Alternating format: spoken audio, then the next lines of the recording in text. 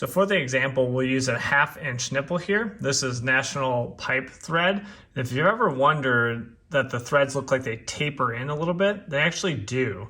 For every 1 inch of threads you travel, the diameter will reduce by 1/16 of an inch, and that is per design.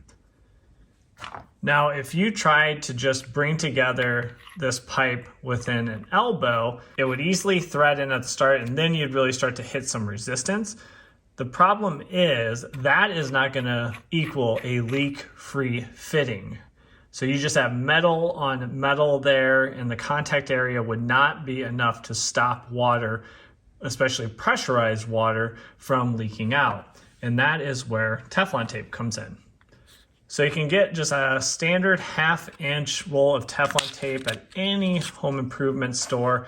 Super inexpensive. You're going to spend about 75 cents to $1. And this is what it looks like. Extremely thin and easy to work with. So you do need to wrap this around the pipe in a certain direction. So what you do is you take a look at the end of the pipe. So you'll be facing the end of the pipe, and then you would want to wrap this in the clockwise direction.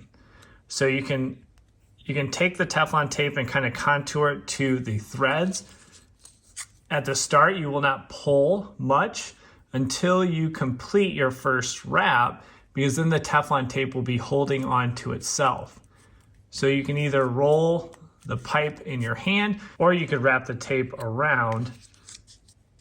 And I do 3 or 4 wraps of tape, and then all you have to do is pull that and just tuck in the extra. So that would be enough Teflon tape, which should equal a leak-free connection. I did a survey on the channel, and about 2,000 people gave feedback. 80% of people either do 2 to 3 wraps or 3 to 4 wraps. So that's the feedback from you guys, and I do appreciate you guys voting in on that stuff. It helps out with some of these videos. So as we would tighten down this elbow, the reason you need to wrap a certain direction is this elbow is going to apply pressure on that Teflon tape, and wrapping it in the clockwise direction is going to help to keep the Teflon tape on the threads.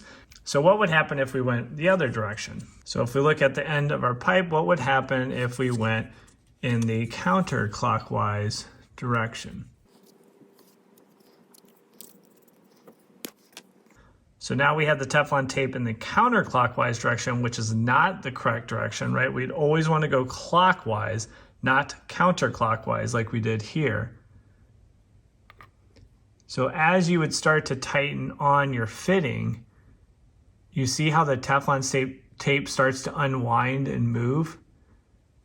You can see it start to unwind there. So that's what would happen if you wrapped in the counterclockwise direction.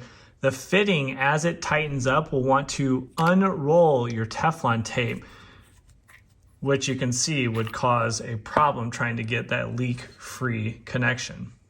So hopefully that helped you out. And just a note, over the years I have switched from that standard white Teflon tape on the small rolls to a much, much larger roll, higher quality Teflon tape made by Blue Monster. So you see that link in the description for your reference. This thing will last you for years and years and should help you a little bit more make sure you have leak-free connections. Now, if you want to see the most common places you should not be using Teflon tape, some other compression fittings and others that have actual washers or gaskets, in addition to addressing pipe dope and how that goes together with Teflon tape, check out this video right here. We'll walk through all those topics to help you out on your DIY plumbing projects. So thanks for joining us on this one, and we'll catch you on the next one. Take care.